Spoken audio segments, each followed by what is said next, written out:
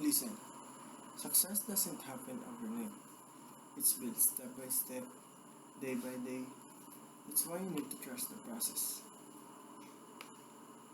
Everything you face, every failure you bounce back from, every small win you collect, it's part of the process.